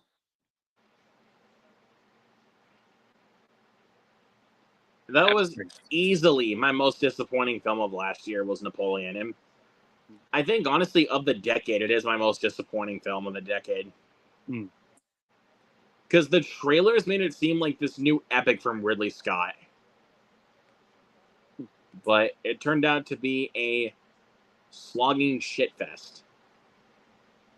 Oh wow. Yeah, it's really freaking bad. I feel bad saying that I didn't like Joaquin Phoenix in it though, because he's such a phenomenal actor. But man, he was not cast right for that movie. Yeah, Joaquin Phoenix, he does better. Go watch Joker, the first Joker film, and among others. Go watch Walk the Line. That one I haven't seen. Walk the Line. He plays as Johnny Cash, and he is terrific in that film. Like he actually becomes Johnny Cash. Yeah, I haven't heard a lot of Johnny Cash's music. Joaquin Phoenix does it so well with that movie. Am I thinking of this guy Johnny Cash? One song that he sang, because I remember seeing it in a I remember seeing it in an episode of Beavis and Butthead. They were like talking over the video and just making. Yes, this is it. This is the guy. Yep. There's a song that he sang called "Delia's Gone," and that's the video that they showed on Beavis and Butthead, and they were making fun of it. Yeah. I could see how Johnny Cash looks a little bit like Joaquin Phoenix. But dude, seriously though, he's so good at it as Johnny Cash.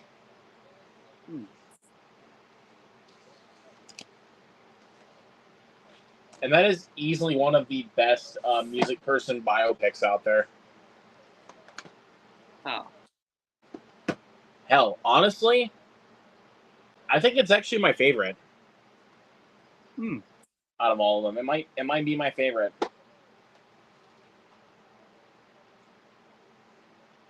Not bad. Him and Reese Witherspoon are terrific in the film. Reese Witherspoon plays as June Carter, and she's so damn good in it, man. Honestly, I think that's actually her best performance so far. Is her as June Carter in Walk the Line. Not bad. Yeah. Also speaking of which, it's directed by James Mangold, who is also directing the upcoming Bob Dylan movie. Oh, really? With Timothée Chalamet. Yeah, I haven't seen too You much. know, I gotta go see that because I mean, dude, it's got a great cast. I'm surprised Joaquin Phoenix is not in Gladiator 2, since he was in the first I saw.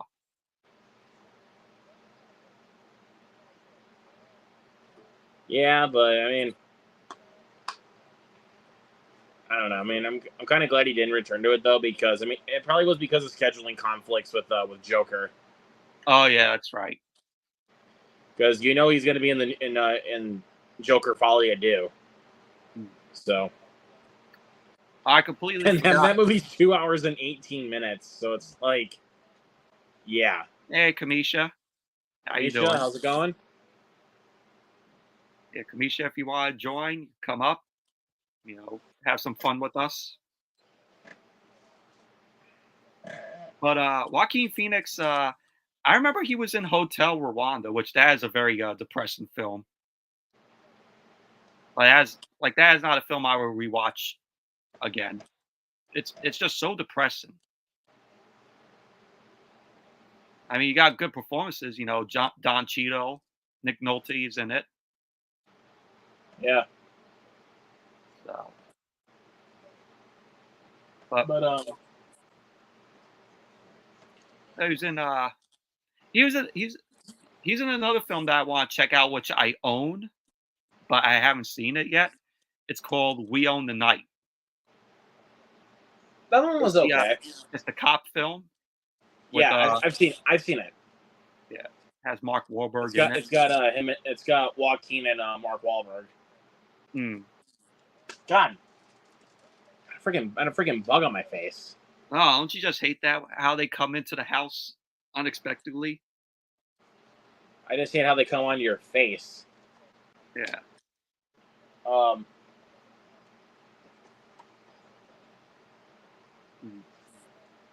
actually still trying to think about what I'm going to watch tonight. I think I might rewatch. My all-time after I watch Apartment 7A. I might just go ahead and just rewatch Trainspotting. Double Toasted posted their bad movie review of Transformers: Revenge of the Fallen, which I want to check out. I know that's going to be hilarious. Because that movie is dog shit. Great. I'll give you this though. Great soundtrack. Yeah, I enjoyed the film. I hate it. It's got a great soundtrack though. I'll give you that. It's a guilty pleasure for me. Like that movie is like the equivalent of shit just happening with no formal structure for 2.5 hours. Like seriously, shit just happens for 2.5 hours. Well, you know why? Because it was written. The film was written during the writer's strike, so it's easy to tell when you watch it. It's easy to tell. But still, I all I can say is that thank God that Michael Bay is done with Transformers. Yeah, he hasn't directed the last 3 Transformers movies that have come out: Bumblebee, Rise of the Beasts, and Transformers 1. Well, I think he was producer of Rise of the Beasts. He didn't direct them. He didn't direct it though, but that's what I'm saying. Like at least he was still part of the project. At least he still stuck to his word that he was done with them. Oh yeah, because producing credit for that kind of stuff does not count. Yeah, producing does not count. No, you just put money towards it. I'm still not going to count that. Like, I'm just glad he's done with the franchise. Yes, same. Because the last 3 Transformers films we've gotten are actually really good. Like Bumblebee was great, Rise of the Beast was so much fun, and Transformers 1 was great. Yeah. So there's that for you. And ironically, the animated one is the best out of the bunch. Oh, Transformers 1? Yep. It's the best one. These are not the bad guys. Why did you cut the door? No, it was already like that. Right? I haven't watched he points his knife hand at a couple other Autobots. I haven't watched the original Transformers animated film, the one that came out in the 80s. That one's pretty good. But Transformers 1 is great. Like, do you think it's better than the 80s animated film? Easily. I mean, I actually think it's the best Transformers film to date. Yeah. Forgot to mention Kamisha is a fellow New Yorker. So there you go. Thank you. Oh yeah, Hint says New Yorker for her username. Yeah. Hint. Ha ha ha. Got a fellow New Yorker. I solved the puzzle. Be happy for me. Oh, yeah. I will go see Transformers 1. I'm waiting for my friend to to have some time off to go see it. I said maybe I'll go see it on when I'm on vacation. So who knows? I really should just have a teleporter and then just teleport to where you're at, and then then you and I can just go see the Wild Robot and Transformers 1. There you go.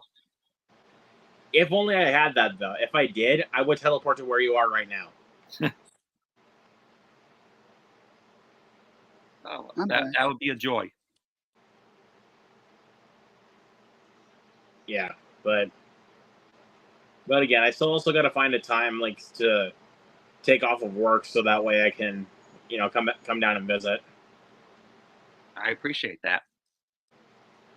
Because I want to do that so that way I can actually finally, I need to have but here's what I want to do though. I need to have a complete I need to have a straight week off of work, all 7 days off of work. That way, you could come out down here, visit me, visit maybe Noah, maybe Jared, Mike. No, I'm gonna be out. I'm still gonna be staying out in New York. I'll spend a couple of days with you, and then maybe go back out to the city.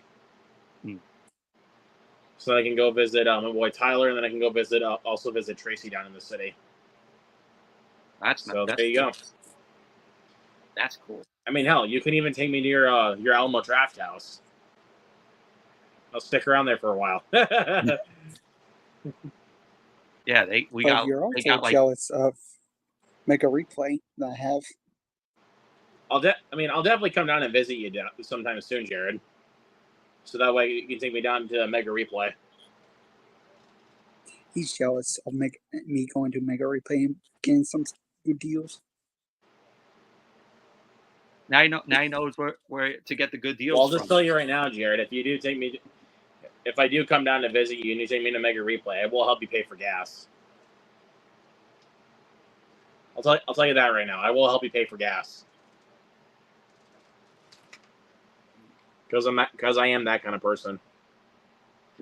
Hell, if you want to go to a couple movies down in the theaters, I'll pay for the tickets. If you do come down, actually, I'll be paying for what you get. I have store credit, so well, I'll still pay for what I get because I'm just being nice.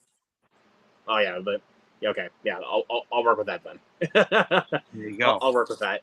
But it's just if we go to a movie, if we go to a couple of movie theaters, and obviously Mega Replay, I'm obviously I'll be paid for gas and tickets. I was watching this guy's video called The Video. He has a YouTube channel named The Video Hunter, and he goes around looking for VHSs. He has a very good VHS store out there in California called let's see if I can find it. It's called Captain Video, and from the video it shows they have DVDs and VHSs there too, and it has there was a whole shelf of VHSs there at that store.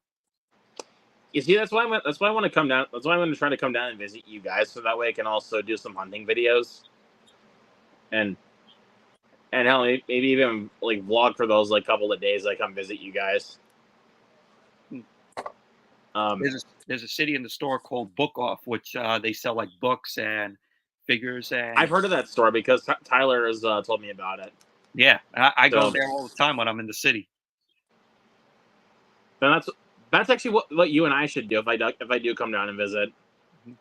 We should go down to the city and then we can go to Book Off. Mm-hmm. But obviously you still will probably also want to show me some of the other stores too before you take me down to your Alamo Draft House. Mm-hmm.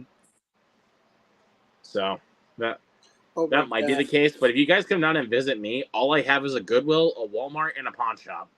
That's literally all I have. I forgot to mention this.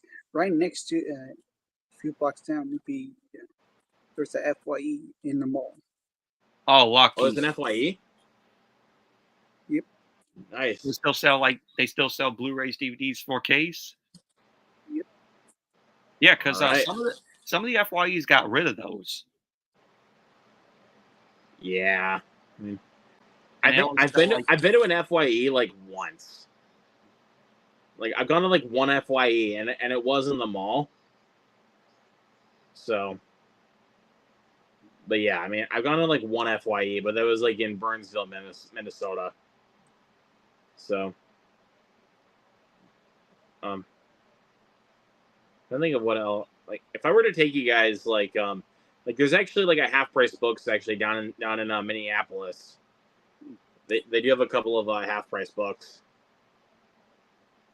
stores, but Also, there's across the street from the mall is Barnes and Noble. there we go. I'm telling you right now, Jared, when I come down and visit you, I'm about to go broke. at that Mega Replay.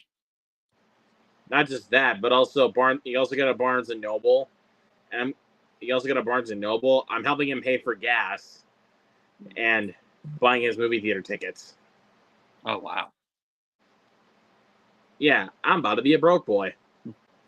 Wait, I'm going to be even more broke when I go visit this guy. I buy my Alamo Drafthouse tickets on the app. Do they also they allow the option to buy them at the theater, right? Yeah, of course. I just usually I would do that, but like I would do that usually, but if there's like seats taken, if there's like more than 3 seats taken that whenever I check the tickets, then it's like, okay, I need to buy one. I did that with I had to do that for the Wild Robot because 4 seats in the row that I usually sit in were taken. Oh wow. So I had to go 1 row behind. It was worth it though. It was worth it. Because that was worth it. I have the rows in my theater are basically done by letters. Like A is in the front and then G is in the back, but that's like for 2 screens. My Alamo Drafthouse is done by numbers. Mine is done by letters, and for screens 1 and 2, it's A through G, and then in screens 3 through 5, it's A through E. So that tells you how smaller those screens are. It feels like 3 through 5 are like the standard screens, and then 1 and 2 are like the IMAX screens. That's what it feels like to me. That screens 1 and 2 in my theater are like the IMAX screens. Oh wow! Because they're that big. They're not actually IMAX or Dolby. They feel like it though, because of how big those screens are. Like, next time I go to the theater, which will probably be next Thursday, to go see the Wild Robot for a second time, I'm gonna take a picture of that. I'm gonna take a picture of the screen. Yeah, definitely. So that way you guys can see how big it is. Like, I'll do like a compare and contrast of like both screens, of like it depends on which one. Either screen 1 or 2, and then go to 3, and then take a picture of that so you can compare and contrast like the size, you know. Like, I still have not even been to like an IMAX screen yet. I've been to an IMAX screen. I actually plan to go to like a you know, like that Cinemark thing that they have like called XD. Mm-hmm. I plan to go to one of those screens sometime soon. I just don't know which one I want to do it for. I was at one point I was thinking about doing it for the Wild Robot, because seeing it with like even like on a bigger screen would look amazing. Now that I'm kind of thinking about it, I might do it with Joker, but again, I'm not going to promise anything on that. Whatever comes, it's whatever you choose to do. or whichever theater I decide to go to, because I still do actually want to try to go out of my way and see Terrifier 3, because you know damn well my theater's not playing it. Hmm. You know it. You know my theater's not playing it. You have to go searching. That is why I told my mom about it, like, that I really want to go see it, because I was on a FaceTime call with my boy Jacob Hubbard, and he said because of how much I love 2, that I should go see 3 in theaters. And I'm like, yeah, you're right. I mean, he actually is right, though. I love Terrifier 2. So I really should go see Terrifier 3 in theaters. Definitely should. Again, I still really, because, like, my grandma gave me my grandpa's old guitar. So, and there's a guitar center down in Sioux Falls where they can actually do a repair on it, like, because there's like, I think there's like 2 missing strings. And then I'm also gonna head down to my grandparents' place to get my grandpa's old record player, Hmm. and then maybe see what I want out of his record collection, because apparently he had like a huge record collection.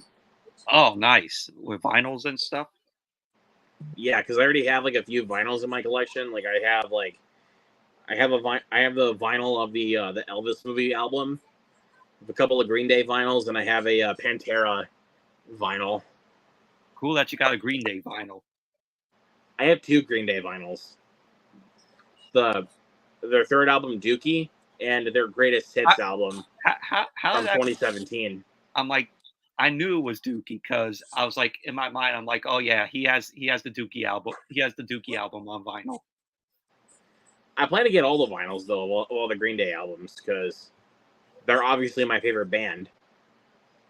Can't go wrong with But again, Green though, Day. I still also do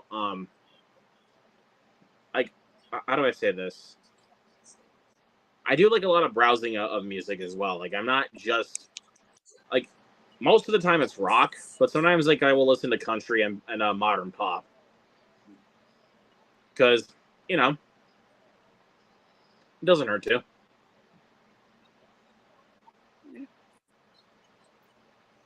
I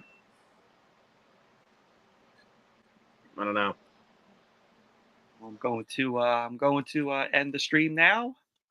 Thank you, Luke. Thank you, Jared, for coming on. Thank you, Grant, for also coming on, and especially to everybody in the chat. You know, from Grant to Muhammad to Collect the Movie Man to Kamisha. Thank you all for coming in. I really appreciate you guys. And this was a fun stream. So before we go, Luke, tell us where everyone can find you at. Well, you guys, of course, can find me on Instagram at LukeBondo23. It's the Flash profile pic. I do plan to change it to either either a profile pic for The Crow or Beetlejuice, because kind of just growing out of the Flash a little bit, you know. I still love that. I still love those first 3 seasons of that show, but still want to preface on that. Yeah. Twitter and Letterboxd and Serialized at Luke Ponto, and TikTok at Luke the Film Buff. And of course, my channel name is right here. No, it's not Physical Media Enthusiast, in case you're wondering. I say that because I am a physical media enthusiast. But stuff coming up. Hopefully tomorrow, another episode of the Moviegoers Live Show with my boy Griffin. And then Tuesday we have Abigail. And then Monday the 7th. On Monday the 7th we have VHS 85, which I might move up, depending on what I feel like doing. Because I definitely can't do Tuesday because my brother's birthday is that day, believe it or not. And then happy birthday. Then Wednesday I'm joining Nerd Talk for a spoiler discussion on Joker Folie à Deux. So there's that, and then what else? I think I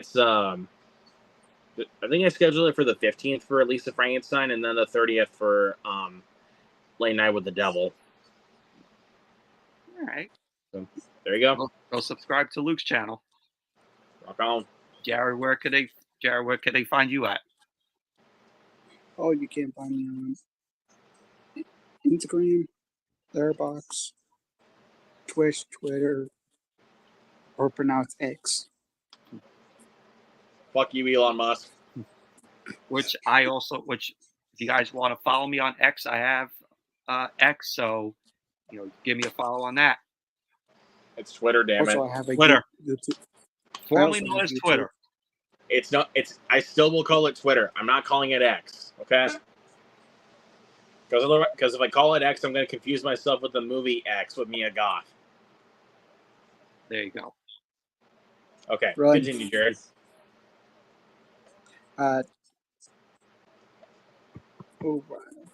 forgot what's got. Zero's Eyes, YouTube. I also have Steam now There you go. There you go. and Discord. Nice. Well, thank you guys for coming on. This was a very fun live stream. Hopefully, I get a chance to do these, more often. I know times I do, like live streams of like my like wrestling predictions with my other buddy, Attila. Noah came on one of my prediction streams as well. But thank you guys. This was a great stream. So Yes, sir. thank you all for watching, and be sure to give the video a thumbs up, comment, subscribe, and I will see you all tomorrow. Before we go, I want to say something. Good. Later, fuckers. Later, fucker. But right. yes, Peace. upcoming tomorrow, I'll review Ordinary People and then also Monday Night Raw tomorrow night. So stay tuned for those two videos, and good night, everybody. See All right, you all peace. later. Peace. Bye. Later.